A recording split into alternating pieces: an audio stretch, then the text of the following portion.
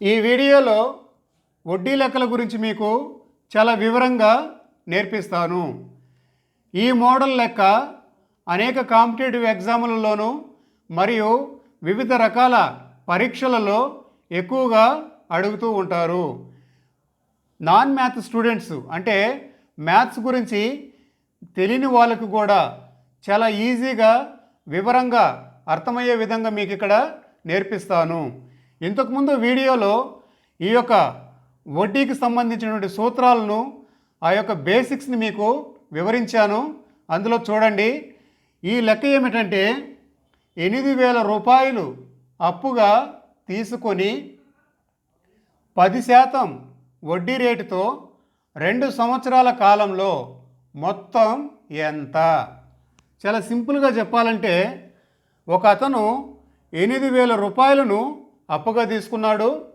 దానికి వడ్డీ 10% వడ్డీ రేటు.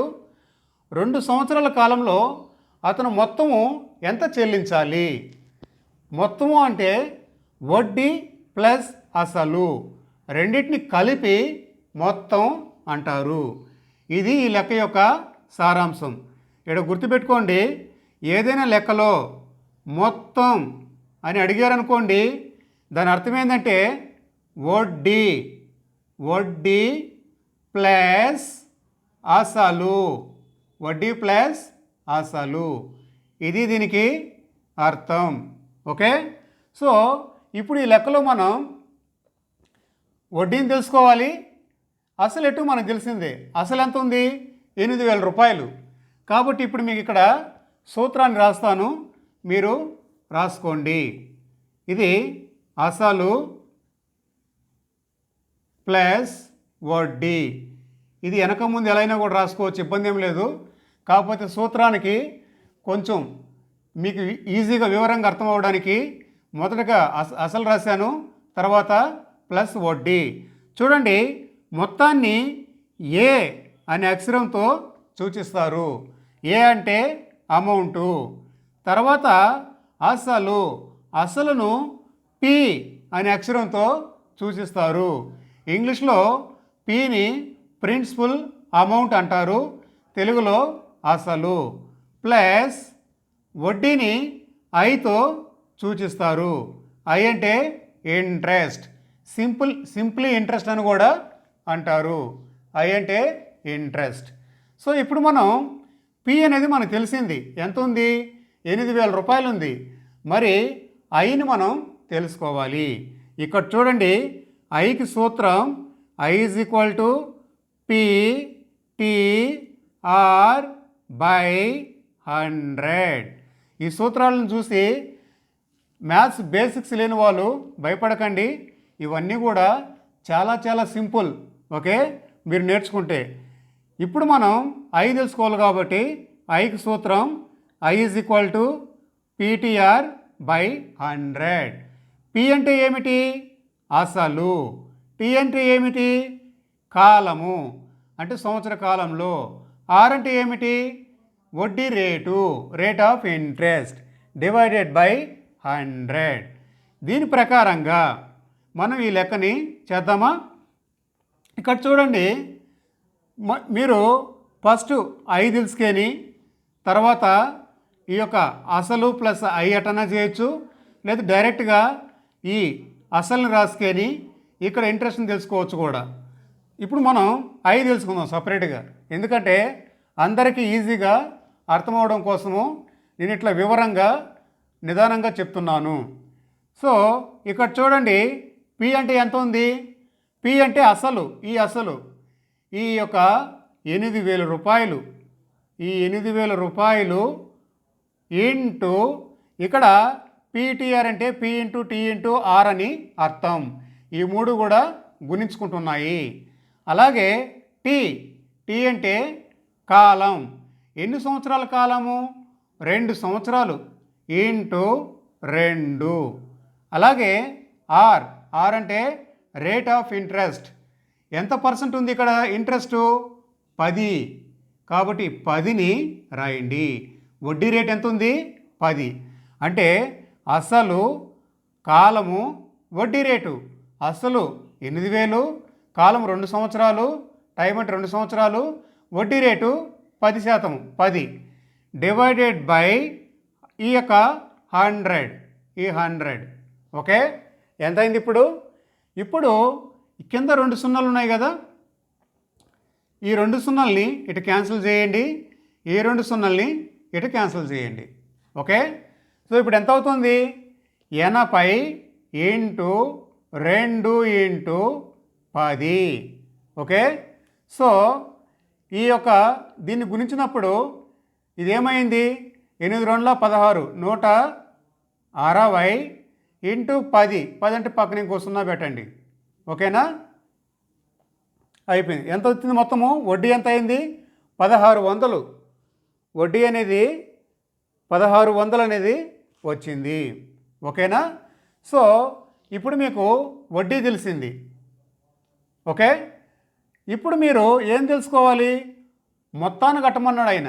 ఓకే, ఇక్కడ మొత్తాన్ని తెలుసుకోమన్నాడు. మొత్తం అంటే అసలు ప్లస్ వడ్డీ. 2 సంవత్సరాలకు వడ్డీ 1600 తెలిసింది. ఇక్కడ చూడండి, ఇప్పుడు దీనికి ఆన్సర్ ఇక్కడ రాయండి. 1600. ఇది ఎంత అయింది? ఇది వడ్డీ రేటు. ఇది 1600 రూపాయలు అనేది వడ్డీ రేటు. ఇప్పుడు అసలు మొత్తము, ఏ అంటే మొత్తము. ఇక్కడ పి ఉంది కదా, పి అంటే ఏమిటి? మొత్తం, అసలు, ప్రిన్సిపల్ అమౌంట్. తెలుగులో ఇంగ్లీష్లో ప్రిన్సిపల్ అమౌంట్ అంటారు, తెలుగులో మొత్తం అంటారు. ఈ లెక్కలో మొత్తం ఎక్కడుంది? ఇక్కడ ఉంది. ఈ 8000 రూపాయలని మొత్తం అంటారు. ఈ 8000 రూపాయల్ని ఇక్కడ రాయండి. అలాగే మనము ఈ యొక్క ఇంట్రెస్ట్ని తెలుసుకున్నాం కదా, ఈ ఇంట్రెస్ట్ ఎంత వచ్చింది? 1600 రూపాయలు ప్లస్ 1600, 1600. ఇది మొత్తం ఎంత అవుతుంది? ఇదేమో అసలు పి, ఇదేమో ఐ. ఇందా చెప్పాం కదా, A is equal to P plus I అని, ఈ మాదిరిగా. ఓకే, ఈ మనకు అసలు తెలిసింది, అలాగే ఈ యొక్క వడ్డీ కూడా తెలిసిపోయింది. కాబట్టి ఇప్పుడు ఎంత వస్తుంది? ఈ రెండింటిని కలుపుకుంటే 8000 ప్లస్ 1600, 8000 ప్లస్ 1600, మొత్తం 9600 రూపాయలు. 9600 రూపాయలు అయ్యింది. ఓకే, ఈ మాదిరిగా వడ్డీ లెక్కలని నేర్చుకోవాలి. ఇక్కడ మీరు కన్ఫ్యూజ్ కాకండి. కొందరు బేసిక్స్ లేనటువంటి వాళ్ళు ఒక విషయంలో కన్ఫ్యూజ్ అవుతారు. వడ్డీ రేటు, ఈ రెండిట్లో కన్ఫ్యూజ్ అవుతారు. వడ్డీ వేరు, వడ్డీ రేటు వేరు. బాగా గుర్తుపెట్టుకోండి, మీకు వివరంగా చెప్తున్నాను. వడ్డీ వేరు, వడ్డీ రేటు వేరు. ఓకే, వడ్డీ అనేది మనము తెలుసుకోవాలంటే ఈ సూత్రాన్ని ఉపయోగించుకోవాలి. ఓకే, వడ్డీ తెలియాలంటే పీటీఆర్ బై 100, ఈ సూత్రం తెలియాలి. వడ్డీ రేట్ అనేది ఇక్కడ ఇచ్చుంటాడు, సంవత్సరానికి ఇక్కడ ఇచ్చుంటాడు, ఇంత అమౌంట్కి ఇంత % వడ్డీ అని. ఓకే, దీనిని వడ్డీ రేట్ అంటారు. శాతాల్లో ఇచ్చిన దాన్ని వడ్డీ రేట్ అంటారు. బాగా గుర్తుపెట్టుకోండి. ఓకే, అలాగే మొత్తానికి ఆ తర్వాత అసలుకి కొంచెం కన్ఫ్యూజ్ అవుతూ ఉంటారు. మొత్తము అంటే మనం ఎంత కాలంలో అమౌంట్ని చెల్లించాలో ఆ కాలానికి కట్టినటువంటి వడ్డీ ప్లస్ మనం తీసుకున్న అసలు.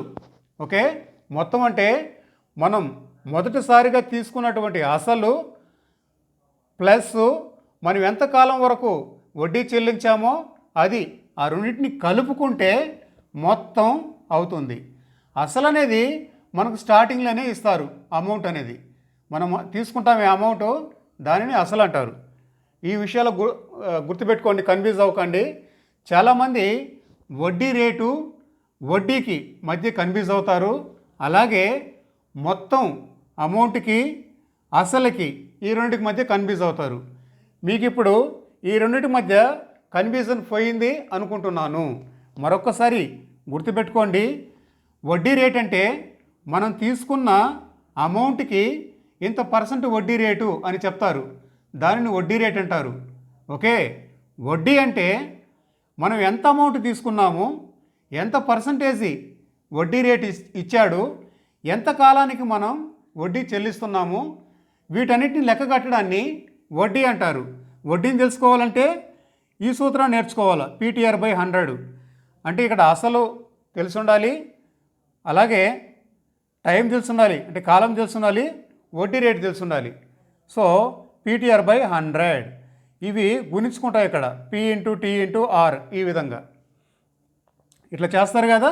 ఇక్కడ కూడా మనం ఏం చేసాము, వడ్డీ రేటుని తెలుసుకున్నాము, వడ్డీని తెలుసుకున్నాము, తర్వాత ఆ వడ్డీని అసలుకి కలుపుకున్నాము, అప్పుడు ఆ మొత్తం అమౌంట్ అనేది వస్తుంది. సో 8,000 రూపాయలు అప్పుగా తీసుకున్న వ్యక్తి 10% లెక్కన వడ్డీ రేటుతో 2 సంవత్సరాల కాలంలో మొత్తాన్ని కలుపుకొని ఇంత అమౌంట్ అనేది చెల్లించాడు. 9,600 రూపాయలని చెల్లించాడు. ఈ 9,600 రూపాయల్లో వడ్డీ ఉంది. ఈ వడ్డీ ఎంత ఉన్నది ఇక్కడ మనకు 1,600 ఉంది, ప్లస్ ఈ యొక్క అసలు ఉంది. అసలు ఎంత ఉంది, 8,000 రూపాయలు ఉంది. ఓకే, మీకు మరొక వీడియోలో చాలా వివరంగా ఇంకొంచెం కష్టంగా ఉండే లెక్కలను మీకు నేర్పిస్తాను. మరొక ఉదాహరణ మీకు ఇక్కడ వివరిస్తాను, అబ్జర్వ్ చేయండి. ఇక్కడ చూడండి, దీని ఇక్కడ లెక్క రాస్తూ ఉంటాను, మీరు అర్థం చేసుకుని మీకు మీరుగా తెలిస్తే లెక్కని చేసి పెట్టేయండి. ఇక్కడ చూడండి, 5,500 రూపాయలు 5,500 రూపాయలను అప్పుగా తీసుకొని 5%, ఓకే, ఇక్కడ 5% వడ్డీ రేటుతో 3 సంవత్సరాల కాలంలో మొత్తం ఎంత? చాలా సింపుల్. ఇందాక మీకు ఇక్కడ సూత్రాలు రాశాను కదా, ఆ సూత్రాలని గుర్తుపెట్టుకోండి. ఇక్కడ ఏం చేసాము, ఇక్కడ చూడండి, 5,500 రూపాయలను అప్పుగా తీసుకొని 5% వడ్డీ రేటుతో 3 సంవత్సరాల కాలంలో మొత్తం ఎంత చెల్లించాలి. ఓకే, ఇందాక మీకు చెప్పాను కదా, మొత్తం అంటే ఏ అనే అక్షరంతో సూచిస్తారు. ఏ అక్షరము, ఆ యొక్క మొత్తానికి సూత్రము A = P+I, లేదా మీరు ఈ విధంగా కూడా రాసుకోవచ్చు ఈ సూత్రాన్ని, P+PTR/100 ఈ విధంగా కూడా రాసుకోవచ్చును. ఓకే, సో ఇక్కడ చూడండి, P అనేది ఎంత వచ్చింది, ఇక్కడ 5,500. 5,500 P అంటే అసలు, ప్లస్ ఇక్కడ ఎంత ఉంది, PTR/100. P అంటే ఎంత, ఈ అసలుని ఇక్కడ రాసుకోవాలి. 5,500 ఇంటూ T అంటే కాలము, ఎన్ని సంవత్సరాలు, 3 సంవత్సరాలు, 3 ఇంటూ R అంటే వడ్డీ రేటు. వడ్డీ రేటు ఎంత ఉంది, 5%, 5, ఓకే, డివైడెడ్ బై ఈ యొక్క 100ని ఇలా రాయండి. ఇప్పుడు ఈ 2 సూత్రాలు, న్యూమరేటర్ 2, డినామినేటర్ 2, లవము హారం 2 సున్నాలు క్యాన్సిల్ పోతాయి. ఈ 2 సున్నాలు క్యాన్సిల్ కొట్టిన తర్వాత ఇది ఇక్కడ రాసుకోండి, 5,500 ప్లస్ ఈ 55ని ఇలా రాసుకోండి, ఇంటూ 3 5లు ఎంత, 3 5ల 15. ఈ యొక్క 15ని ఇక్కడ రాయండి. ఇప్పుడు వీటిని లెక్క చేయండి. ఈ యొక్క 5,500 ప్లస్ ఈ యొక్క 55 ఇంటూ 15. ఓకే, సో ఈ రెండింటిని లెక్క చేసిన తర్వాత మీకు ఇక్కడ ఏ అమౌంట్ అనేది వస్తుంది, అది మీరు ఎంత వస్తుందో ఈ కింద డిస్క్రిప్షన్లో మీరు ఆన్సర్ రాయాలి. ఓకే, ఎందుకంటే ఇక్కడ నేను ఆన్సర్ రాయట్లేదు, మీకు బాగా లెక్కలు తెలిసిన వాళ్ళకి ఆల్రెడీ దీని ఆన్సర్ ఎంత చెప్పేస్తారు. కొంచెం మ్యాథ్స్లో పూరున్న వాళ్ళు, బేసిక్స్ తెలియని వాళ్ళు, నాన్ మ్యాథ్స్ స్టూడెంట్స్ ప్రాక్టీస్ చేయాలి కదా. మీరు నాన్ మ్యాథ్స్ స్టూడెంట్స్ అంటే మ్యాథ్స్ కాని వాళ్ళు మ్యాథ్స్ని తెలుసుకోవాలంటే బాగా ప్రాక్టీస్ చేయాలి.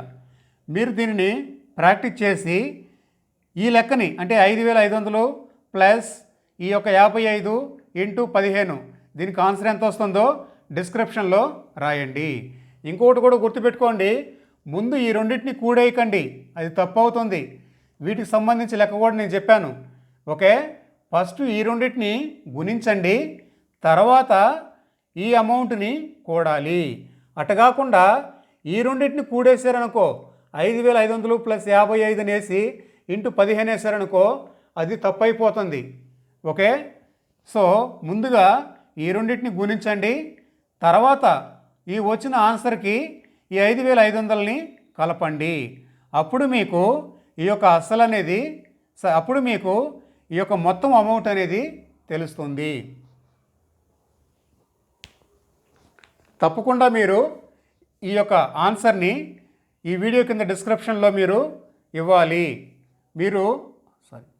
తప్పకుండా మీరు ఈ యొక్క ఆన్సర్ని కామెంట్లో రాయండి.